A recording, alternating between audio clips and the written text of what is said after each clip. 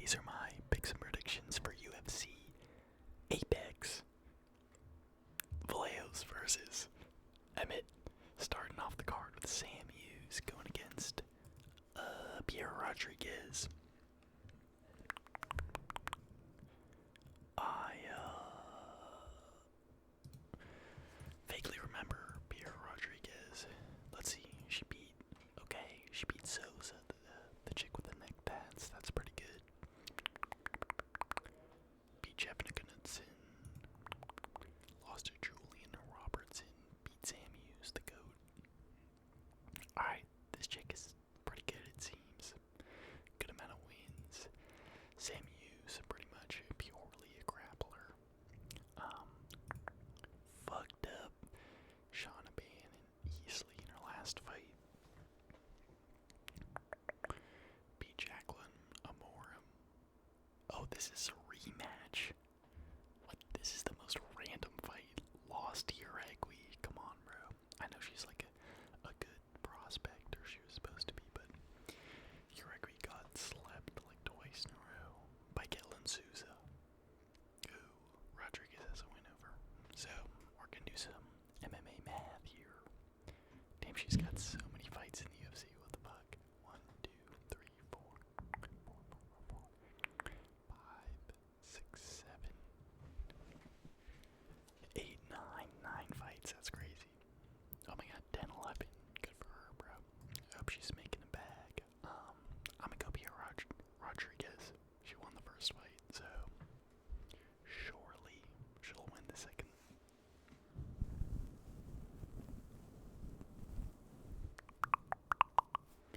Next up, Elijah Smith going against Su Young Yu. Elijah Smith got a nasty slam KO. I forget who it was against, some Asian guy. I think his name is Lee. This guy's like a Chad, bro.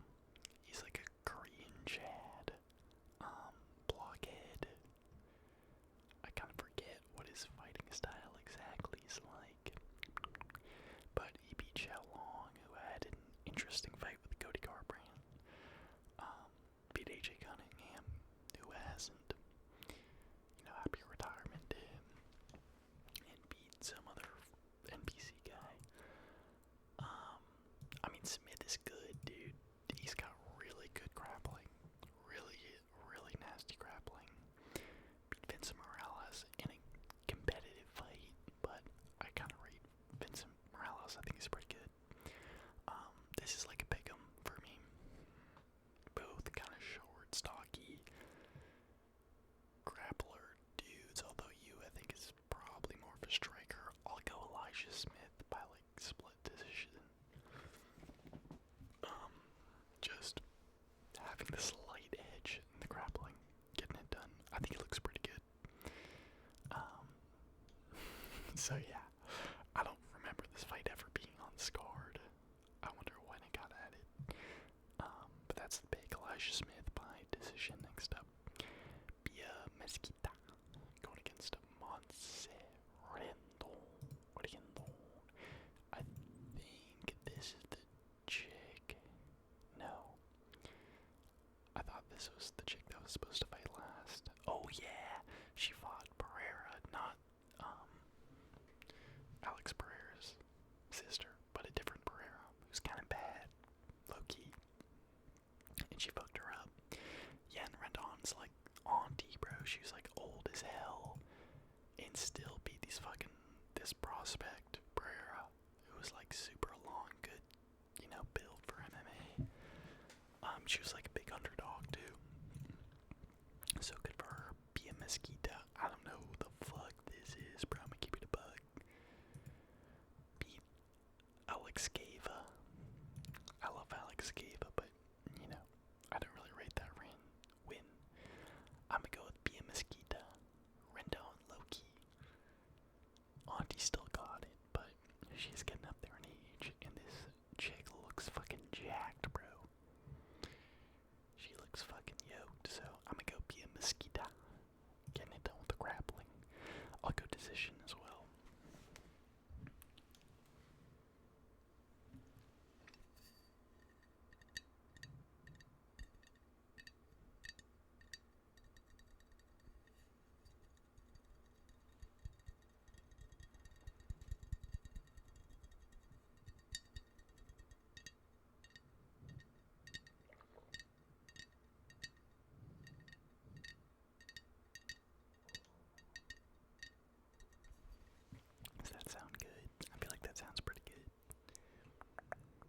Next up, Lacerda going against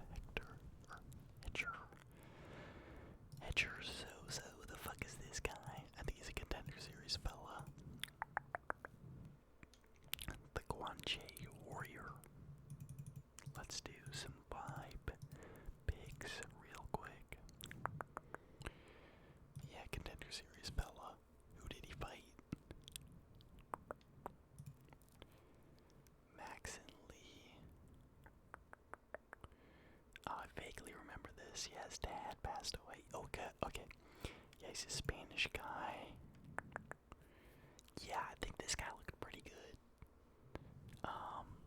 This fight was a while ago, but I do vaguely remember him cooking up. Good record, 14-1. Lacerda sounds so familiar, but I feel like I've never seen him fight. Beat Simon Oliveira, kind of a mid-win. Got knocked out by Blackshear. That's not a terrible loss, and lost to Cody Stamen. I'm gonna go with the Hedger Sousa by second round knockout. This just seems like a setup fight, you know, a fight to get this Spanish prospect to win, but I don't know. Even though it's been a while since I've seen either of these guys fight, and I don't really remember Lacerda's fights, this just screams like fun fight to me. Like this is gonna be a banger. But yeah, I'm gonna go Sosa round 2 TKO. Next up, we got Blagioki going against Manuel Sousa. Alright, time to do some more vibe picks. Manuel Sousa. What's this guy all about? 13-1, pretty good record. Brazilian. We already know that. Yeah, dude. They announced this shit 3 weeks ago. Like, is this a 3-week notice fight for both these guys? I don't get what the UFC's doing with these cards. Where they're just throwing these fights together last second. Beat some Unk in Bellator.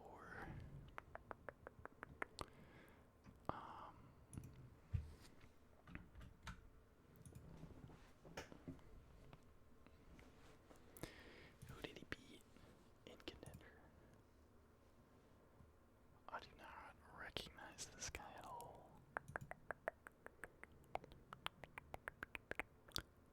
Wild comeback, apparently. Let's see. Oh, it's just fucking pictures, bro. Fuck you. What the fuck is this? Alright. I don't know, bro. This dude's a jacked Brazilian. He's got that Brazilian face. And Blagioki's not terrible. You know, he's got a good physique. Technically okay. I think he beat, what was his name? Yeah, Timothy Kwamba. Beat Aswell Jr. Michael Aswell. Yeah, okay, that's not a bad win. That's not a bad win. I kind of rate Aswell. He trains with Joshua Van, I believe. That's not a terrible win. Lost to Chris Duncan. No shame in that. And that was fucking Mason Jones. And Mason Jones had a great comeback. Got the TKO, so I don't think Oki's bad. But, you know, he is finishable. That's for sure. And against a guy that's a fucking thick-ass, jacked Brazilian. You know, 14-1 or whatever. I'm gonna go with Manuel Sousa. Fucking, I'm gonna go round 1 knockout. This guy seems like a marauder, dude. I could be totally wrong, but he gives me a marauder energy. And, you know, Oki, he's been finished twice in the UFC, so I'm gonna go Sousa first round knockout. Next up, again, when did this fight get announced? I've been like looking at this card, just, you know, randomly just seeing what the UFC's got planned for the future. And Hughes was never on there until today when I fucking looked at the card, so I don't know how short notice this is. But this is another random NPC, like fucking AI generated matchup for Orolbai. Like his last one against Jacker Manson, but I kinda like it. It's low-key a pretty interesting fight to me. We got Chris Curtis, former middleweight, continuing his move down to welterweight, which I like. He really is a welterweight. He's not built for middleweight. And then got Orolbai, who in his last fight moved up from lightweight, and he looked big, bro. He looked jacked. I won't say he looked big because Jacker Manson absolutely frame mogged him, dude.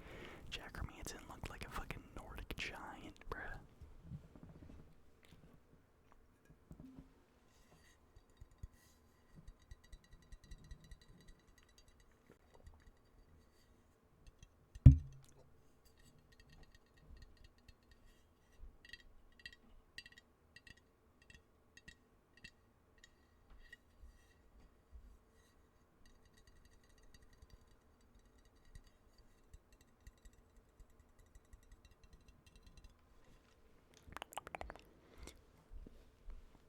Yeah, I won't say he looked big because he did get free mogged, but he looked jacked. He looked like he put on some serious muscle to move up. You know, like he doesn't really have the frame of a welterweight, but he did put on that extra muscle, dude. He's definitely been bulking, and it translated to that power, bro. Landed one right cross, landed on like the temple of Jacker Manson, and he was out cold, bro. It was a nasty knockout, which you could kind of tell in that fight, like, alright, Jack's just waiting to get KO'd, but still, like, flatlining someone who's that much bigger than you, when he's not even really, like, a marauder, like, that's not really his style, and just putting the pressure on him, and boom, pink in the right hand, put him out cold, like, that was very impressive.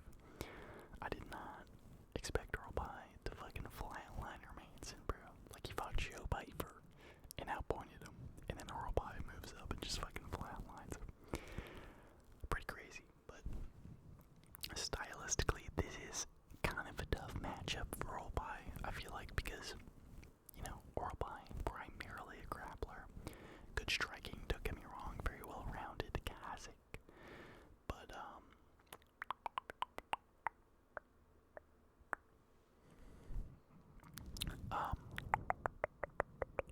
what was I gonna say? Oh yeah, Chris Curtis is a rough stylistic matchup because Chris has phenomenal takedown defense, like elite level takedown defense. I've never really seen him on his back. Always able to get up, and he's got really good boxing. The only issue with Chris Curtis is he kind of has trouble, like, pressing the fight. He's more of like a counter puncher, and he returns in combos. Like, he's got nasty little right hook, left hook, body shot, like good Philly shell kind of boxing. But he doesn't really like put the pace on guys, and whenever he's losing, like against Jacker Manson, he just cannot switch the game plan. Like, he can't flip that switch and be like, alright, now I'm marauding, I'm going forward, and I'm fucking switching up the style and putting the mustard on this guy. He just kind of only has one mode, and so if he gets outpointed or outstruck on the feet, it's like he's losing the decision. He's not changing anything, But that being said, like, do I really think Orolbai outstrikes Chris Curtis, who knocked out Brendan Allen? He did knock out Brendan Allen, right, in the first fight, and knocked out Joaquin Buckley. People forget, man. This is a tough one, dude. I have this fight as like a pick'em. The only issue with Chris is he's been a little more inactive as of late. He's usually super active.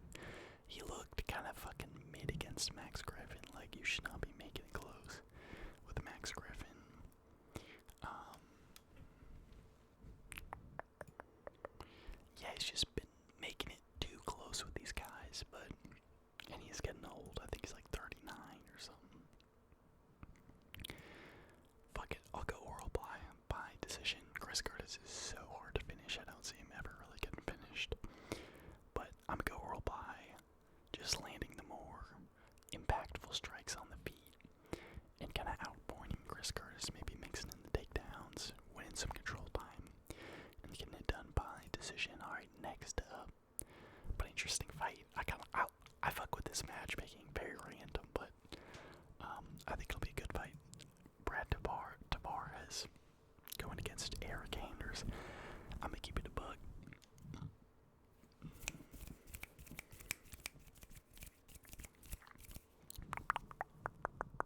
I have a weird affinity for both these fighters. I don't know why, but I just love watching like Brad Tavares. Maybe it's like the tattoos or the way he strikes. I don't know. I'm just like a big Brad Tavares fan. I like every time he fights. Like I look forward to watching him fight, you know. And he is kind of good. He's got a cool little kickboxing style, but he's just never really that effective with it, you know. Like he just doesn't put a lot of power into his shots.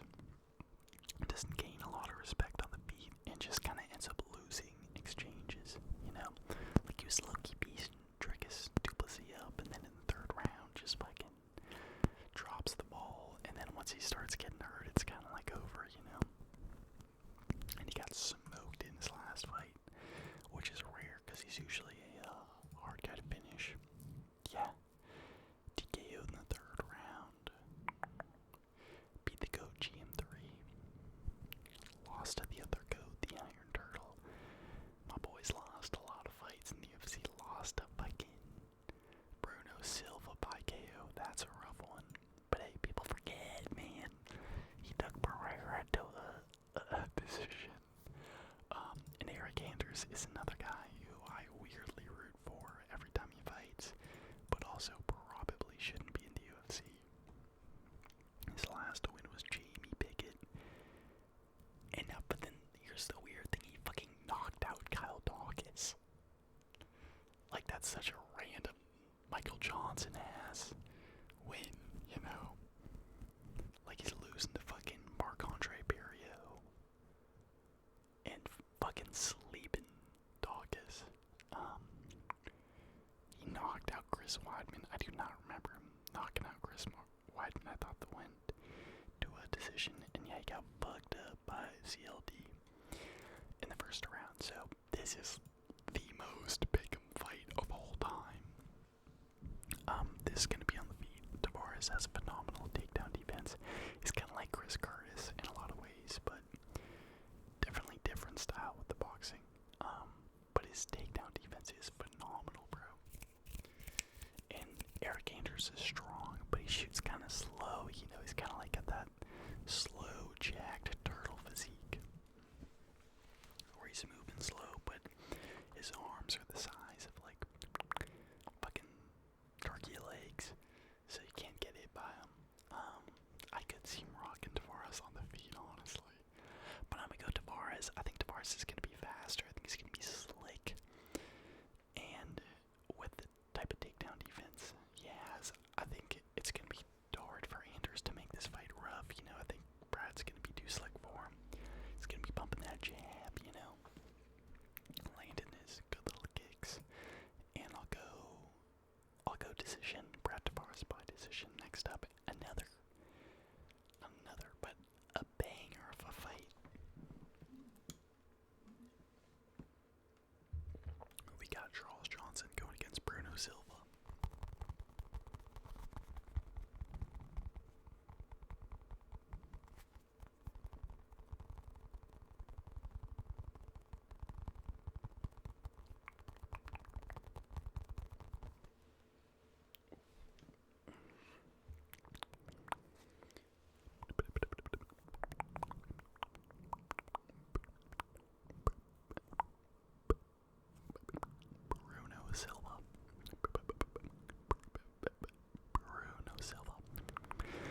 Going against Charles Johnson.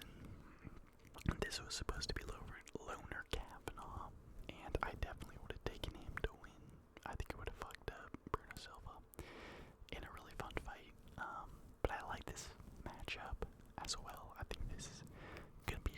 scrap. I feel like Johnson does typically do well against the shorter, stockier guys.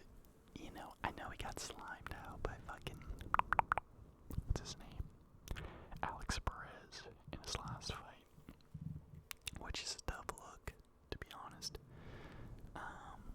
But you know, I'm gonna chalk it up to an off night. I think he had an off night. You know, he's a Michael Johnson type of guy, man. He'll fucking flatline Van and Kavanaugh, and then lose to Alex Perez. So that being said, Bruno Silva is not Asian, and he's not a prospect, so he does have a real chance here, folks. And Silva's good. Honestly, every time I watch him fight, I'm like, dude, this guy is sharp.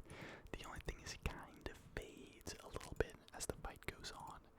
Beat Young Sung Park by submission. That's a good win, dude. Park is solid. He's not, I don't think he's like top 10, but he's fucking good.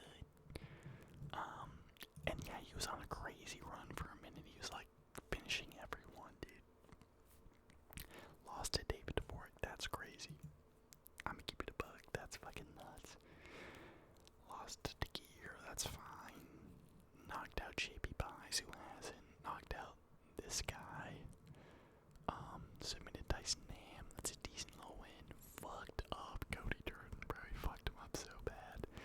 And then he got KO'd by Manuel Cobb. But that was some bullshit, bro. That was a fucking nut shot. Like, I think he fouled Cobb, so people just kind of let Cobb get away with it. But he literally nut shotted him for the finish. Like, he kicked him in the balls and then followed up with a combo, and the ref stepped in and called it. So, like, what the fuck?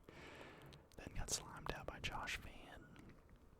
I mean, dude, in the past 5 years, his only losses are to Cobb and fucking Van.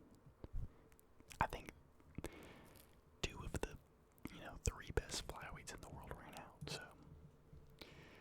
dude, I kind of want to change my pick. I was going to go Charles Johnson because he does really do well with those shorter guys, but Silva's got good grappling, good submissions, a lot of power on the feet, and after getting fucked up by Perez, it's like, he's got a good little front kick. I don't know that he does well against taller fighters. Like, who has he beat?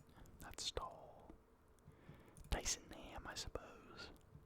But Johnson's got really good scrambling ability. Like, he gets taken down a lot, but he always gets back up really quick. Dude, I don't know. What the fuck? Oh, I was gonna go Johnson. Like, pretty handedly, but now I don't know. Oh, that's tough, bro. It's just impossible because you don't know what fucking Charles Johnson is gonna show up. Like, Charles should probably win this.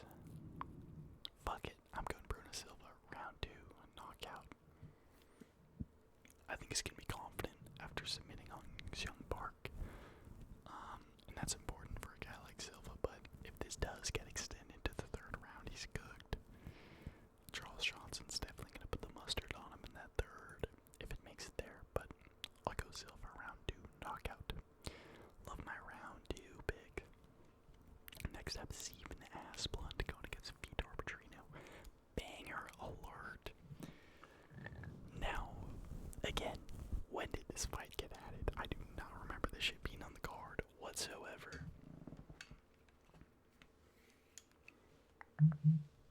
Sorry.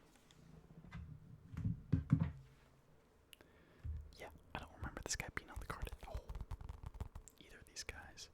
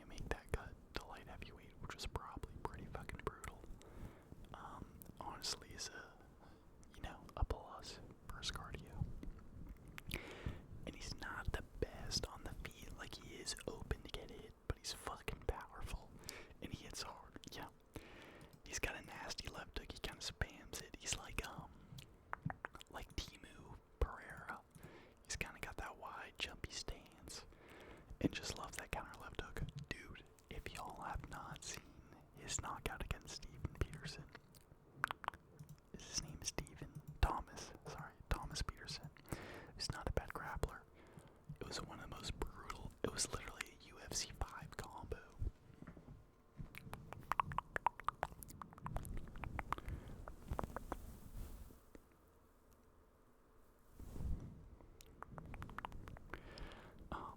Yeah, if y'all play UFC 5, you know when you hit that rear uppercut, lead hook, and they're like going on, like they get knocked out by the rear uppercut, they're on their way down, boom, and the lead hook clips them on the way down.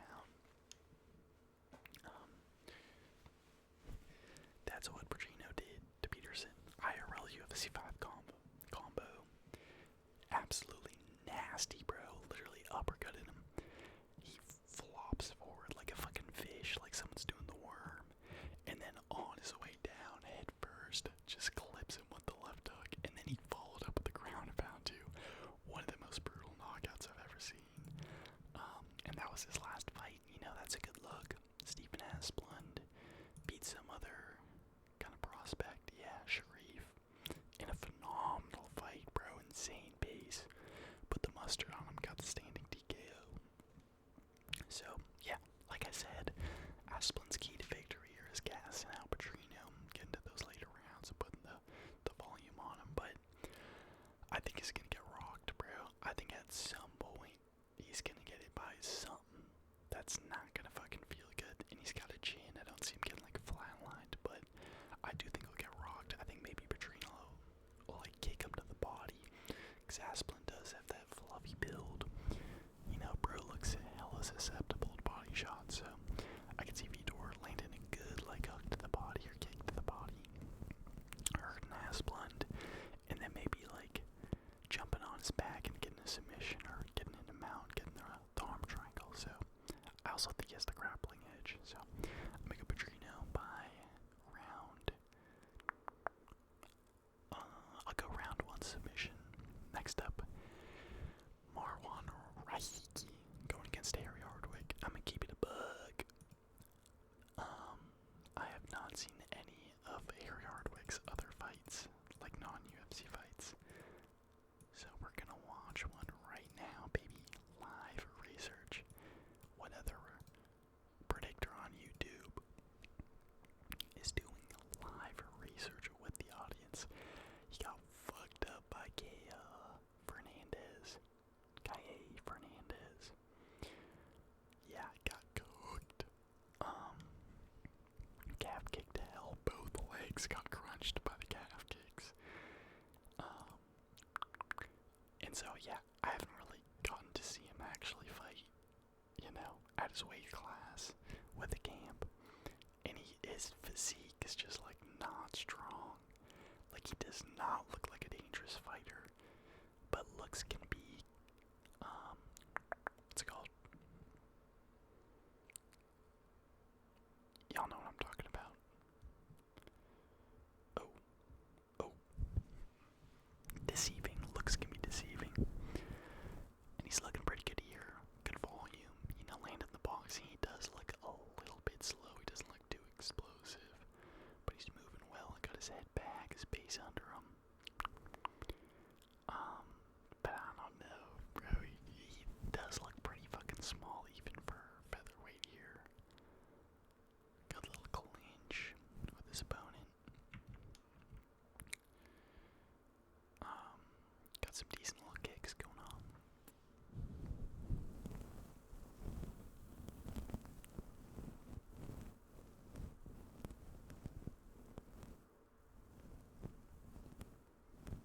Yeah, he's got good head movement, bro. He's pretty aware of the space.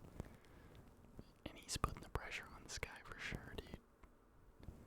He's putting it on him. Ooh, good head movement there. You know, it doesn't look bad, but really does not look very threatening. Kind of like old Max Holloway, just kind of touching like Nate Diaz type of style. Looks like the way he's throwing these punches. This is 2023 though. This was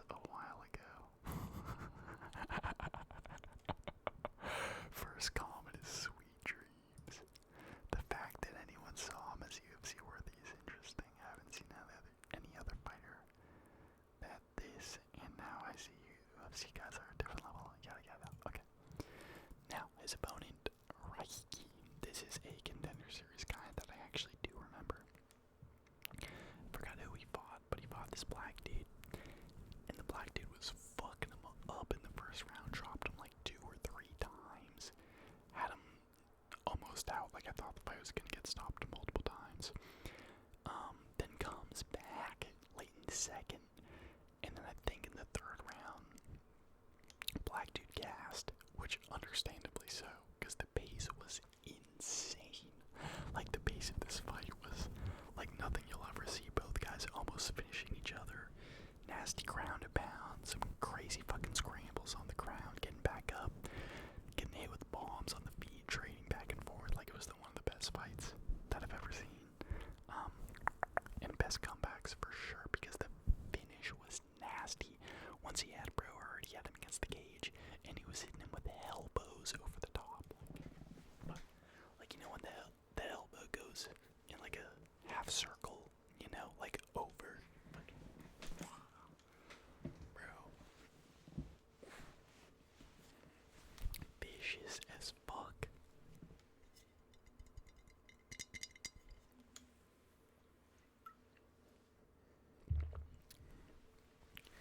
Like some fucking Matt Brown type elbows. The guys rocked from them and then just bombs a nasty uppercut and he goes down. Insane fucking toughness, resolve, and cardio, and good power and good violence. So I think I'm gonna have to go Reiki here, dude. Harry Hardwick. I don't know, based off this fight from 2023 and his last performance, it's gonna be hard to pick him. He's got a good frame too, Reiki.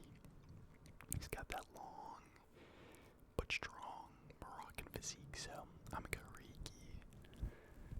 I'm gonna go early round 2 knockout. Like first 30 seconds of round 2. Think he's gonna catch Harry with like a good kick or something. Finish him.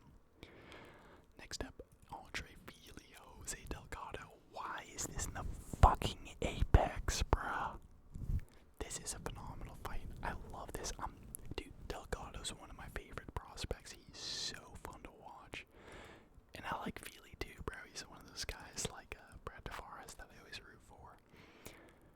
Fucking somehow beats Christian Rodriguez. God, this guy's career needs to be fucking studied, dude. Bro beats Raul Rosas Jr., Isaac Tulgarian, Austin Pashy, then gets smoked by Julian Rosa and loses to fucking Andre Fili, bro. Like, nothing makes sense in this world, but you gotta go Delgado by first round KO. Fili's dangerous, you know, he's got good boxing, good power, but I love Delgado's style, the way he throws knees, switches stances, set shit up.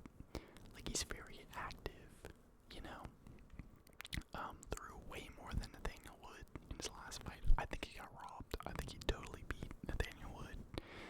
But I think he did get dropped at one point in that fight. But he was fucking him up, bro. He's landed these nasty knees. Like I said, switching stances, using the boxing. And it was just very educated volume, you know. He was setting his strikes up. But he wasn't just like waiting for the perfect moment. He was pushing the action the whole time. Crazy pace. Phenomenal cardio. Good build for the weight class. And yeah, Fili. I love Fili, but my boy is Ginny. You know, he's open to get it. So I'm gonna go Delgado first round knockout. I could see a knee. Fili, because I'm kind of has like a low boxing stance, bro. I could see a uppercut, a right hand. I could see him getting finished in a lot of ways, but I'm gonna go Delgado. I think this is, hey, if you don't know now, you know, this is one of the fights to be to look forward to. God, I'm glitching, bro. IRL glitching right now. Yeah, this is a banger fight. Should not be in the fucking Apex. In front of fucking who? Sean Shelby and Mark Zuckerberg and some random NPCs. Like, oh, so sad that this is in the Apex, but great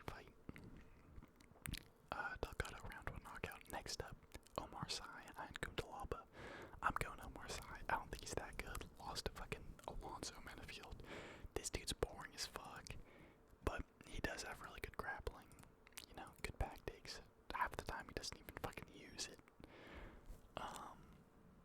But against Ion Cutelaba, like, Ion does look okay sometimes, but I think it's just too emotional, you know? Sai's a smart fighter. Again, not the best in the world, but he knows how to play it safe and get the dub.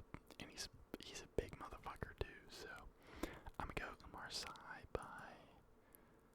I'm gonna go decision, actually. I was gonna go sub, but then I remembered he lost to fucking... Alonso Metafield, and like the only real sub he has against like Tukos. He was a fucking middleweight, so I'm gonna go Marseille by decision. Next up, Jillian Robertson and Amanda Lemos. Fuck it, I'm going Amanda Lemos, dude. This is a rescheduled fight. This shit was supposed to happen a while ago.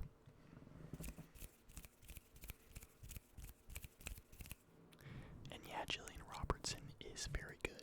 You know, she's on a good streak here. She beat my girl, Marina Rodriguez. Pinheiro. I don't know who that is. Beat Michelle Watterson. Lost to Tabitha Ricci. That's interesting. Fucked up Polyana Viana. You know, she's got good grappling. I think she's coming into her own. Oh, this is strawweight. I thought Lemos was a flyweight. That's crazy, bro. She's a big ass flyweight. What the fuck? Lost to Tatiana Suarez, but low-key, like, barely, you know? She was defending a lot of the takedowns. Tatiana didn't do shit with them. No damage. No real submission attempts. Did get subbed by Jane Giroux, but that's not a good look. But she fucked up Mackenzie Dern, who's the champ. People forget, man. So, I'm going Lemos. I know she's old. You know, I know she lost to a grappler in her last fight against Suarez, but I just think she's still, again, way more dangerous on the feet. Infinitely more dangerous on the feet. Jillian Robertson throws fucking, she throws fucking couch pillow punches, bro. Like, just absolutely nothing burgers. Just ping, pop, boop, pip type punches. Fucking cardio kickboxing ass punches. And Lemos bombs those left hands. She's got good power, but yeah, really needs to avoid the fence in this one. Cannot get smudged. Because I could see her getting smudged to a decision loss, but I'm gonna go Lemos by third round knockout. Actually, third round front choke submission. Crafty pick. Moving on.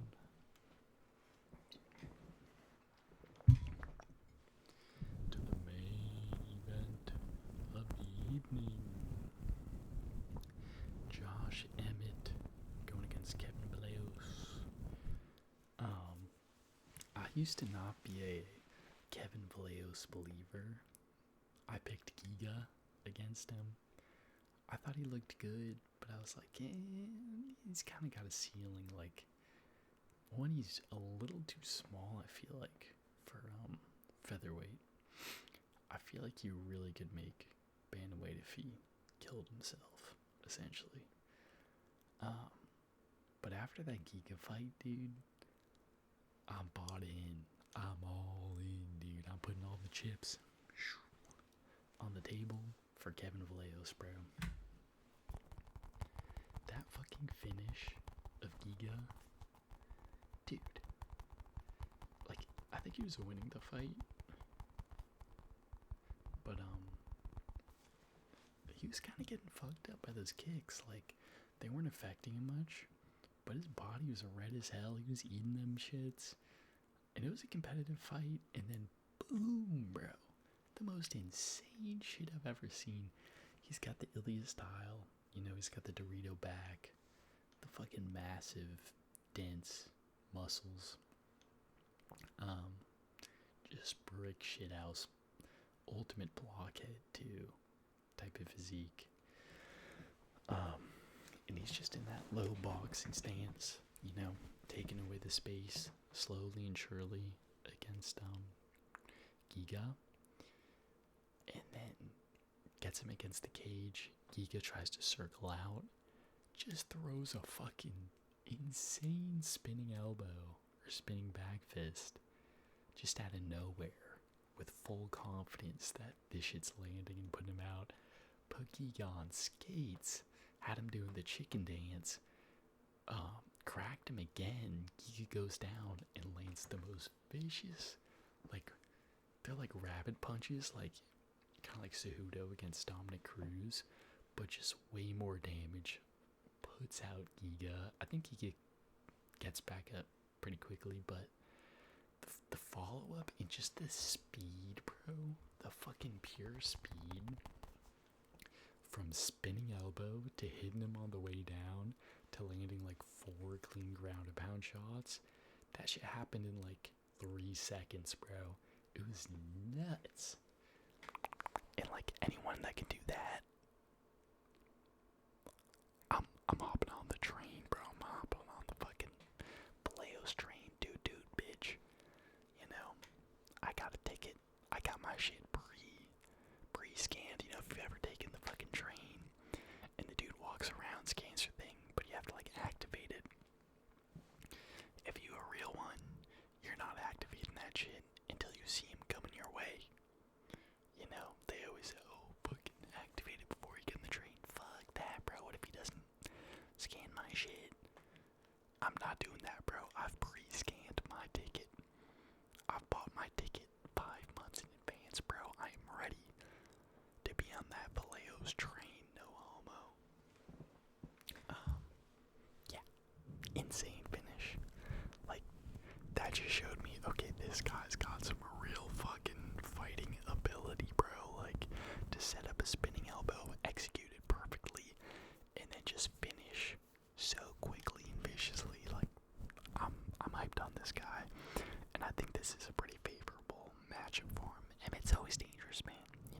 You know, cannot count him out.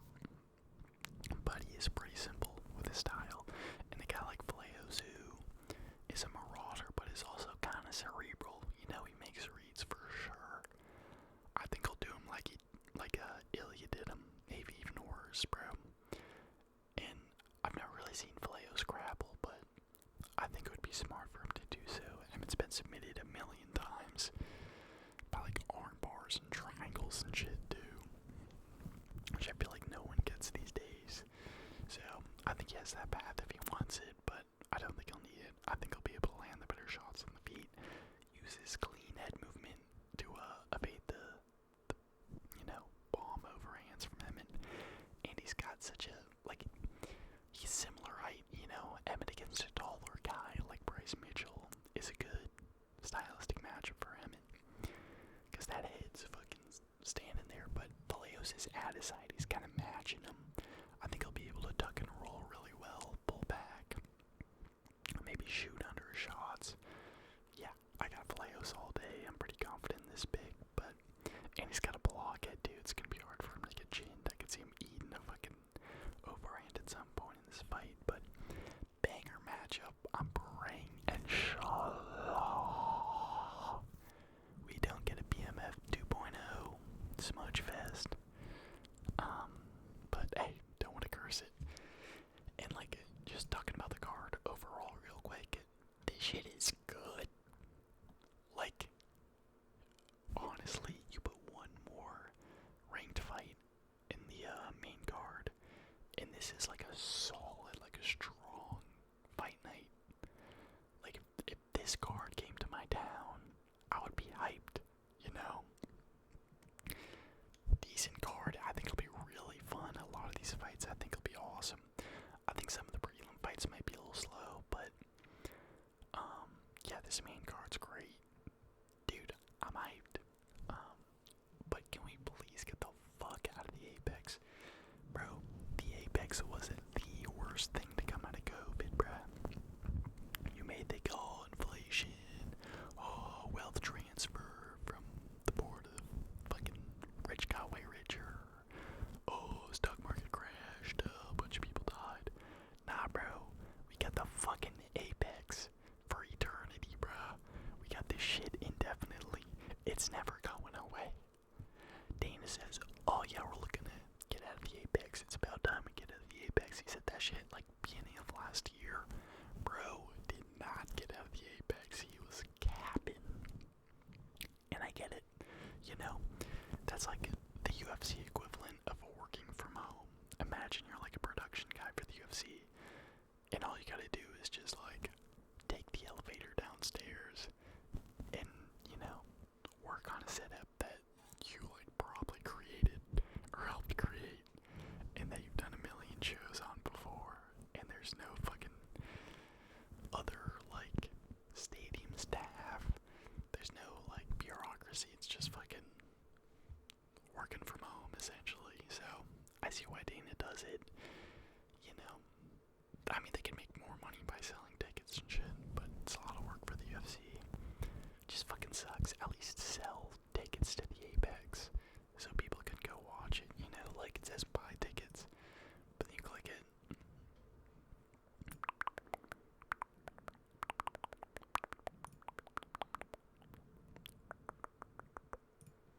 Do I have my VPN off?